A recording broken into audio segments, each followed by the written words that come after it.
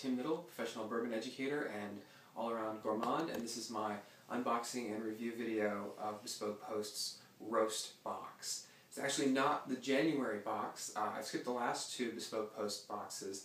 I wrote a review about the December box, the wine box, Vino I think they called it. I had everything that I needed from that one, and the January box, polished. I have a great shoe polishing kit. I didn't need any of the things in that box. Those are great boxes. If you're interested in those things, definitely check those out. So I emailed the guys at Bespoke Post, and I said, roast is sold out, any chance you've got one lying around? Told a little sob story about how I had broken my significant other's French press recently, which was not a good thing on my part. And the very, very awesome guys at Bespoke Post got me a roast box in place of the January box. So let's just go through what we've got here. So it comes with a custom coffee that was made. They call this the Santa Isabella coffee from Cafe Integral. This is made, blended and roasted just for Bespoke Post. This is wonderful. This is kind of a medium roast, maybe a little on the darker side. Wonderful aroma. It's very rich, very full without being burnt. They haven't overdone it. I really dislike burnt coffee. And this is really, really nice. Would have been nice if they had labeled the bell jar for me, but I'll do it myself. That's okay. I can handle that. The other things that we have in here, I used to run a gourmet coffee bar and wine shop a long time ago. And one of the things that I learned there is, in addition to having to do a perfect tamp on an espresso, assuming you have an espresso machine, which I currently don't, but this is going to suffice with this box, was the importance of the way the grinder works.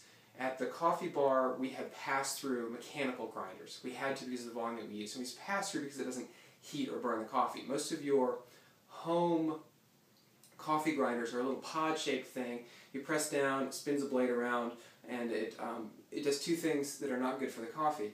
It gives you really uneven-sized coffee bean pieces. It also heats it, so if you have perfect coffee beans like the ones that come in the Bespoke Post box, you heat them up that little bit more, you start getting char flavors, butanic acid starts getting broken down even more and becomes more involved in the coffee flavor at the end. And it just kind of adds an unpleasantness that you don't necessarily need. So, Bespoke Post sends an adjustable burr grinder. This is awesome.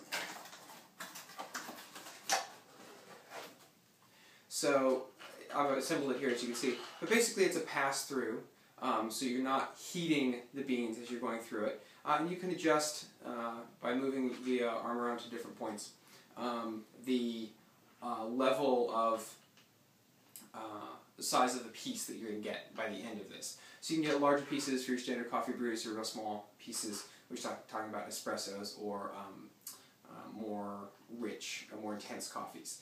And this is the best way. Wow, that made a lot of noise. This is the best way I've ever seen to grind coffee beans. If you're going to have high quality coffee beans, you don't want to wreck them in your grinder. The next piece is the AeroPress, which I've taken out of the box to show you a little bit. This is kind of like a French press or press pot, except it's taken to the ultimate extreme with a lot of very intelligent engineering. So these are some filters. These are paper filters that it comes with, a little paper filter holder. And this is the pot itself, or the AeroPress itself. So basically, filter goes in the bottom. You set this over your coffee mug or your coffee pot or whatever you're going to brew this into. A little funnel to make it easier to get your beans and your water in there. Then a nice scoop for measuring the beans that you're putting in there, and a little stirrers. This is designed much in the way that a French press works, except it's a little more involved in that you get some flow and circulation happening with this. It's got some numbers on the side there so you can measure it more easily. So you let this brew just like you would in a French press, but then you're going to press the water out of it into your coffee mug or other container rather than a French press style of pour over. This makes amazing, amazing coffee. If you're really into using one of these, I recommend, once you run out of your little paper filters, or even before that, to go ahead and get a metal filter. They make one for it. The advantage of the metal filter is you're not wasting and having to reorder all these little paper filters. The other thing is the paper filters absorb oil as the coffee, as the liquid is passing through, in addition to stopping the grinds from passing through. And the oils really add a substantial amount of flavor. If you're going to go to the extreme of really making a perfect cup of coffee, if you're going to have, perfectly roasted beans, really high flavorful, high quality beans, you're going to get your burr grinding right, so you don't wreck any piece of it there, and you're using the AeroPress to get all of the maximum flavor out of it without adding any additional flavors. Do yourself a favor, get the metal filter as well, and you will enjoy some really, really awesome coffee. I'm really looking forward to adding this, or actually this is going to become my morning coffee routine right here. Thanks for watching.